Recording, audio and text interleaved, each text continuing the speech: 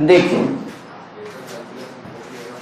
Chapter probability chance, the last chapter of class 11th। Maths में आप लोग का क्लास 11th का लास्ट चैप्टर चल रहा है। अदर सब्जेक्ट का तो हाल आप लोग को अच्छा से पता है, राइट ना। मतलब फिजिक्स और केमिस्ट्री में थ्योरी फिट है, न्यूमेरिकल कितना आपको अच्छा है तो पता चल भी किया होगा। केमिस्ट्री में भी वही हाल है, फिजिक्स में भी वही हाल है। क्योंकि मतलब कि जो है ना, शादी कर लो और वाइफ को नहीं लाओ तो फायदा क्या है? सोचने वाली बात है। थ्योरी पढ़ लो, न्यूमेरिकल पढ़वे नहीं करो। मतलब शादी का मतलब होता है थ्योरी, और वाइफ को लाने का मतलब होता है अपना घर। समझ रहा है ना? तो फायदा क्या होगा? सही बोले ना। कल ये बोले कि हमारा भी मतलब कि नाम आ गया है शादीशुदा में, मैरिज खाली लिखा गया है ना। तो देखिए बाबू, क्लास 11, अगर क्लास 11 सुन लीजिए पहले, अगर क्लास 11 का कहानी बेकार रहेगा हर एक सब्जेक्ट में, तो आपकी जवानी क्लास 11 के लिए बेकार रहेगा। समझ रहे हैं मेरा बात? सोचिए, क्लास 11 पे मैथ केवल फिट है तो आपका मैथ से रिलेटेड जितना भी कंपटीशन है, ऐसे सारा कंपटीशन मैथ से रिलेटेड सब हिट रहेगा। लेकिन फिजिक्स केमिस्ट्री की कहानी 11th में आप लोग को तो पता ही है, तो समझ जाइए कि आपकी जवानी खत्म है। अगर 11th का कोई भी चैप्टर पूछा जाएगा, 2-3 चैप्टर से ज्यादा तो नहीं पढ़े होंगे आप लोग, ईमानदारी हम देखिए बोल रहे हैं, डायरेक्ट लाइन, हमको कोई दिक्कत नहीं। हमको सिर्फ और सिर्फ स्टूडेंट पर भरोसा है और टीचर पर तो 1% नहीं है। इसलिए हम अगर अभी बोल रहे हैं, पहले बोलते तो आप लोग को लगता कि सर झूठ बोल रहे हैं। सही बोल रहे हैं ना। आप लोग पढ़ लिए 11th क्लास, जहां मतलब कि जो 11th क्लास पढ़े हैं वो समझ रहे होंगे कि जहां जहां 11th आप लोग पढ़े हैं फिजिक्स केमिस्ट्री, तो आप लोग को पता चल रहा होगा कि क्या पढ़े हैं क्या नहीं। समझ रहे हैं मेरा बात? इसलिए आज हम लास्ट चैप्टर, हम 2014 से लेकर 2020 तक हर एक ईयर क्लास 11 समाप्त किया। क्लास 12 तो समाप्त होता ही होता है, क्लास 11 समाप्त किए। कोई टीचर बहुत कुछ बोलेंगे, 2 बार बोला करके समाप्त किए, ऐसे वैसे लन फन बहुत चीज बोलेंगे। हम तो समाप्त किए, लेकिन अदर तो कुछ नहीं किए। समझ रहे हैं मेरा बात? अगर देखिए सपोज रिवीजन करने का मौका मिलेगा, पूरा पूरा पढ़ा दिए, सबका माइंड में पूरा पूरा नहीं, जब तक रिवीजन नहीं करिएगा नहीं होगा। और जो पढ़ाया ही नहीं गया उसका रिवीजन क्या कीजिएगा? सही बोल रहे हैं ना। तो जो पढ़ाया ही नहीं गया उसका रिवीजन कहां से कीजिएगा? क्योंकि बाबू प्रोबेबिलिटी से देखिए, आपका एनडीए में 16 से लेकर के 20 क्वेश्चन हर एक ईयर पूछा जाता है। साल में 2 बार एनडीए का फॉर्म निकलता है, उसमें 16 से लेकर के 20 को हर एक ईयर पूछा जाता है।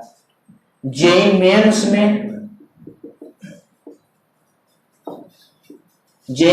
में 2 से 3 क्वेश्चन कंफर्म। पारा मेडिकल में 2 से 4 क्वेश्चन कंफर्म। जो बायोलॉजी वाला बच्चा है, अगर एक्स्ट्रा में मैथ नहीं लेता है तो पारा मेडिकल उसको कभी भी निकलेगा नहीं, क्योंकि पारा मेडिकल में अब क्या कर दिया है, मैथ जरूरी कर दिया है। तो बच्चा को भी मजबूरी है, अगर मेडिकल लाइन में, ऐसे तो नीट आप लोग तो निकाल नहीं पाइएगा, क्योंकि यहाँ पर न्यूमेरिकल एससी वर्मा आप लोग को फिट नहीं बैठता है, तो कैसे आप लोग नीट निकाल पाइएगा? सही बोल रहे हैं ना। तो जिसके कारण आप लोग अच्छा से पढ़िए लास्ट चैप्टर, तो आपको भलाई होगा। और देखिए एक बार, बोर्ड में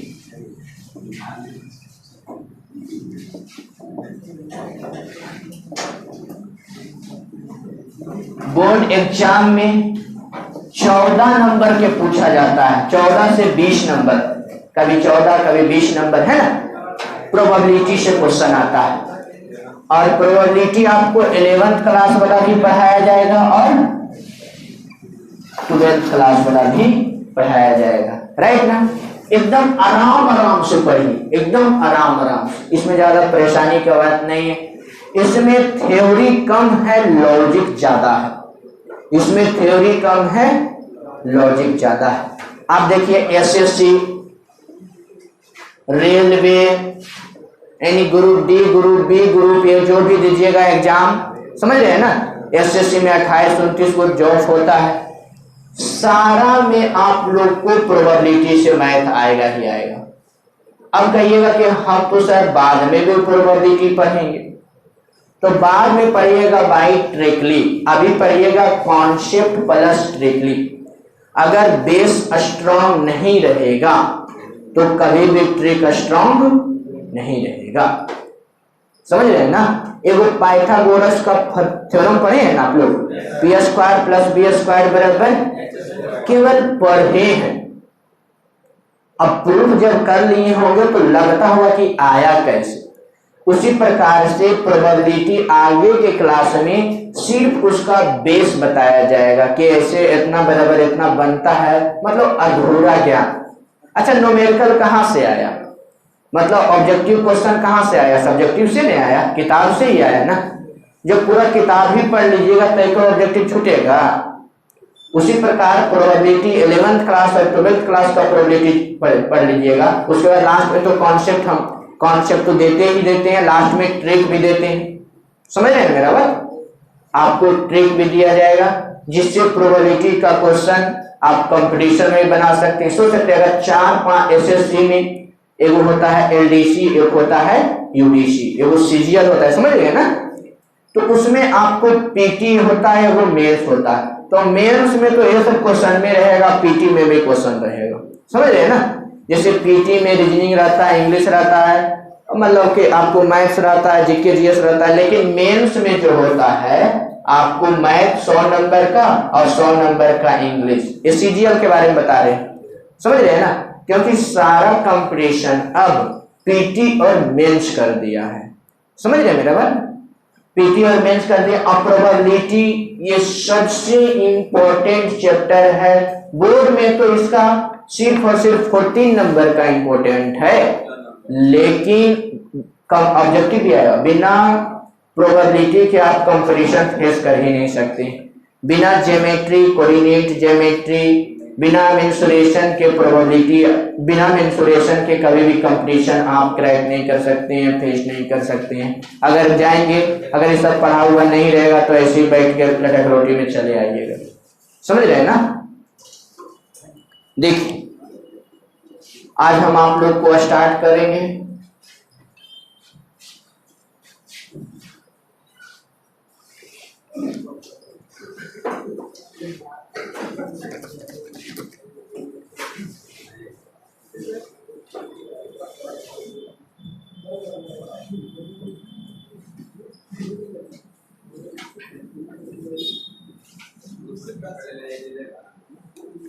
सबसे पहले रैंडम एक्सपेरिमेंट।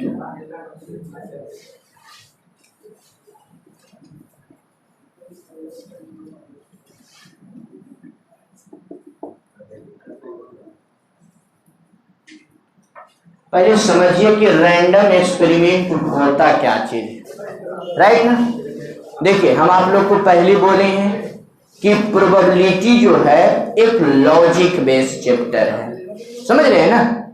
क्योंकि देखिए ये चैप्टर के लिए आपको 11th में जैसे कि आपको सेट थ्योरी का ज्ञान होना चाहिए, परमुटेशन प्लस कॉम्बिनेशन,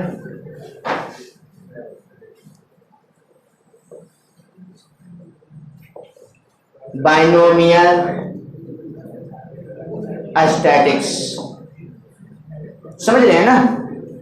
ये सब का ज्ञान होना चाहिए, ये सब चैप्टर पढ़ा हुआ रहिएगा। और अगर नहीं भी पढ़े हुए हैं तो हम आपको ये सभी चैप्टर का कॉन्सेप्ट दे देंगे जो प्रोबेबिलिटी में यूज होता है, समझ रहे हैं ना।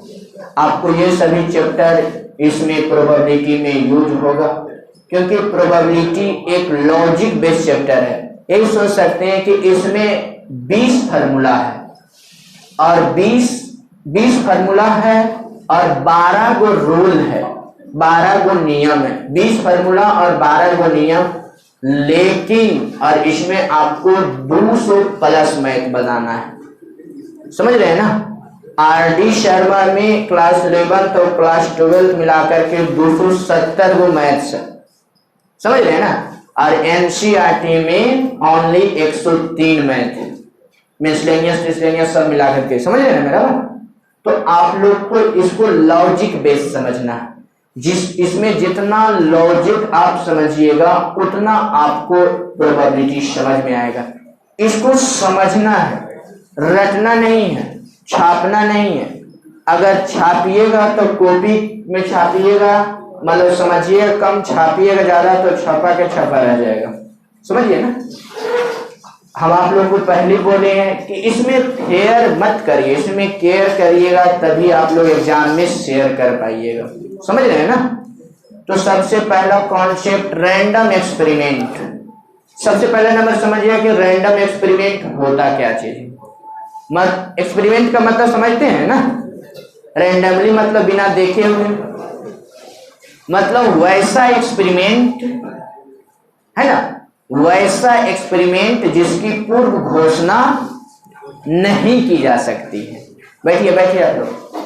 मतलब those experiment which can not be predicate before, मतलब वैसा एक्सपेरिमेंट जिसकी पूर्व घोषणा नहीं की जा सकती है, उसे हम लोग कौन एक्सपेरिमेंट बोलते हैं?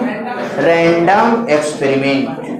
मतलब वैसा एक्सपेरिमेंट जिसकी पूर्व घोषणा नहीं की जा सकती है, उसको हम लोग कौन एक्सपेरिमेंट बोलते हैं? रैंडम। जैसे देखिए, एक कॉइन्स को फेंकने से पहले, है ना, पहले समझिए, एक कॉइन्स इज थ्रोन। एक कॉइन्स को फेंकने से पहले आप ये नहीं बता सकते हैं कि उसमें क्या आएगा, है ना? एक कॉइन्स को फेंकने से पहले आप लोग ये नहीं बता सकते हैं कि उसमें क्या आएगा, या तो हेड आएगा या तो टेल, लेकिन आप लोग को पूर्ण रूप से नहीं बता सकते कि उसमें क्या आएगा। तो रैंडमली, तो ऐसे एक्सपेरिमेंट को हम लोग कौन एक्सपेरिमेंट बोलते हैं? रैंडम एक्सपेरिमेंट, है ना? कोई दिक्कत आप लोगों को? दिक्कत बोलिएगा, क्योंकि इसमें जितना आप लोग क्वेश्चन जहां पढ़िए वहीं पर जहां पर पूछने की आजादी हो, हम इसलिए आप लोग को बार बार पूछने की आप लोग को प्रॉब्लम क्या है। समझ रहे हैं मेरा? मतलब those experiment which can not be predicate before, मतलब वैसा प्रयोग, एक्सपेरिमेंट का मतलब प्रयोग होता है, वैसा प्रयोग जिसकी पूर्व घोषणा नहीं। एक डाइस को फेंकने से पहले ये बता नहीं सकते हैं कि उस डाइस में क्या आएगा। तो ऐसे एक्सपेरिमेंट को हम लोग कौन एक्सपेरिमेंट बोलते हैं? Random experiment. मतलब फिर से देखिए, तीसरा बार बता रहे हैं, मतलब वैसा एक्सपेरिमेंट जिसकी पूर्व घोषणा नहीं की जा सकती, उसको हम लोग कौन एक्सपेरिमेंट बोलते हैं? रैंडम एक्सपेरिमेंट, है ना? वैसा एक्सपेरिमेंट जिसकी पूर्व घोषणा नहीं की जा सकती, उसको हम लोग बोलते हैं random experiment.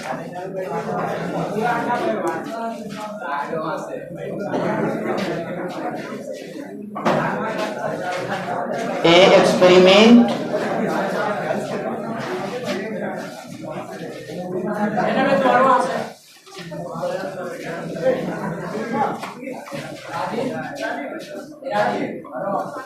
is called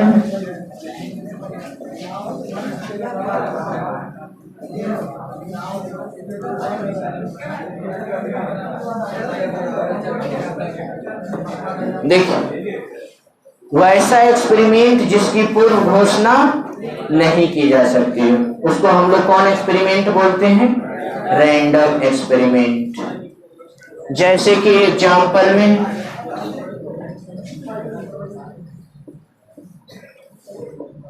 A coin is thrown, एक कॉइन्स को थ्रो करने से पहले ये नहीं बता सकते कि उसमें क्या आएगा, है ना? रैंडमली फेंका जाता है और जब फेंका जाता है तो आप लोग ये नहीं बता सकते हैं कि उसमें क्या आएगा। तो ऐसे एक्सपेरिमेंट को हम लोग कौन एक्सपेरिमेंट बोलते हैं? Random experiment. उसके बाद देखिए दूसरा एग्जांपल है, ए डाइस इज थ्रोन। अगर एक डाइस को फेंका जाता है तो फेंकने से पहले ये नहीं बता सकते हैं कि उसमें क्या आएगा। तो वैसे एक्सपेरिमेंट को हम लोग कौन एक्सपेरिमेंट बैठो बैठो बैठो बैठो बैठो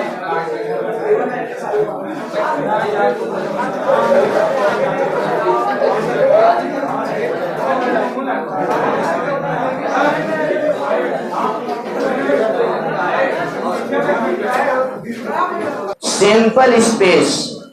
सिंपल स्पेस देखिए समझिएगा, पहला रैंडम एक्सपेरिमेंट, दूसरा simple space. The set of all possible event of a random experiment, मतलब रैंडम एक्सपेरिमेंट का सभी पॉसिबल इवेंट का सेट। सेट का मतलब जैसे 1 2 3 एक नंबर लिख दें तो ये केवल नंबर हुआ, ये डाटा हुआ। अगर हम इसको इस ब्रैकेट में लिख देते हैं तो ये सेट होता है। सेट को 2 फॉर्म में लिखा जाता है, एक रोस्टर फॉर्म और दूसरा सेट बिल्डर फॉर्म। रोस्टर को ही हम लोग बोलते हैं टेबलर फॉर्म। तो रोस्टर फॉर्म का मतलब होता है ना, ये सभी नंबर को कॉमा में लिखना। क्या चीज में लिखना? तो ये जो डाटा है केवल डाटा ऐसे लिखा हुआ रहेगा, लेकिन अगर ये ब्रैकेट दे देते हैं तो ये कौन चीज के कन्वर्ट हो जाता है? सेट में कन्वर्ट हो जाता है। The set of all possible event, the set of all possible event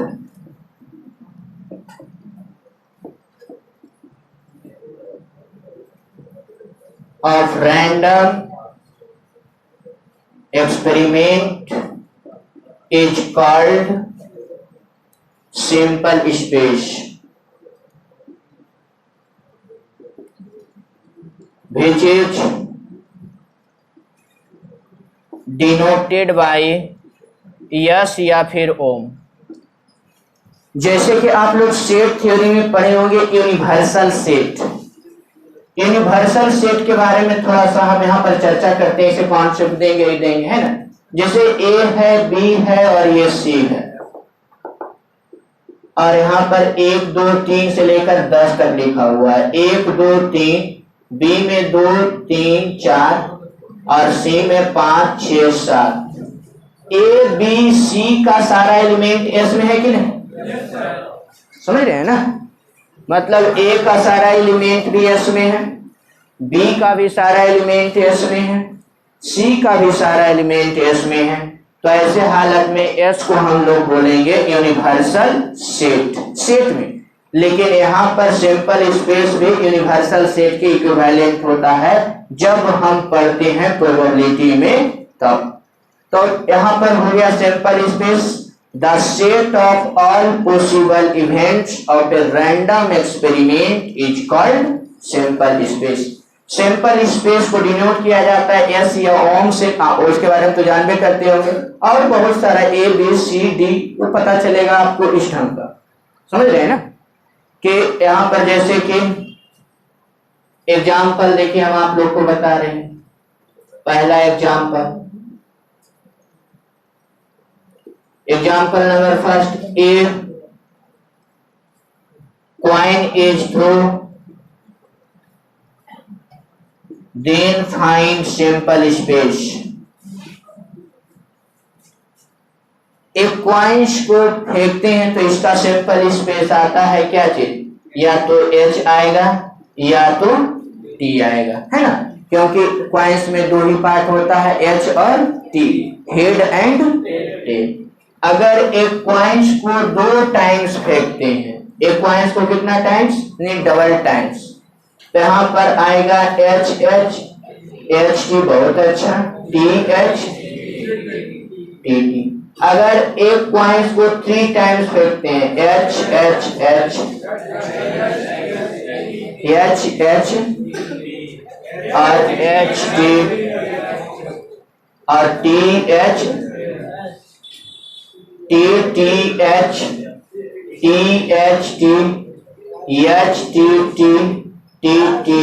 कोई दिक्कत?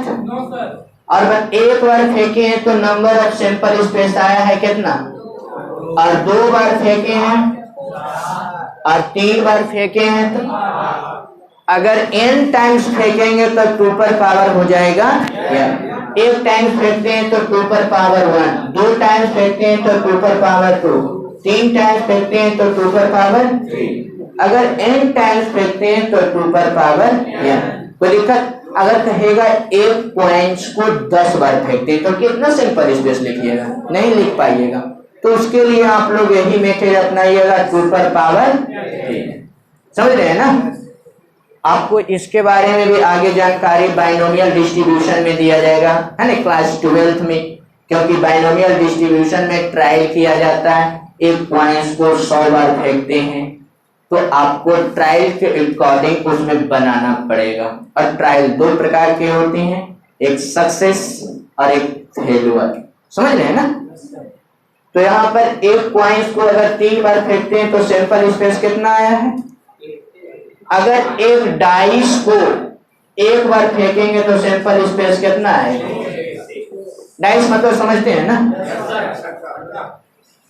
एक डाइस को अगर 1 बार फेंकते हैं तो सैंपल स्पेस आता है 1 2 3 4 5 या फिर 6, और इसमें 3 को और आता है 3 को, और इसमें अगर बोल दिया जाए prime even number, list prime even number, तो कौन होगा?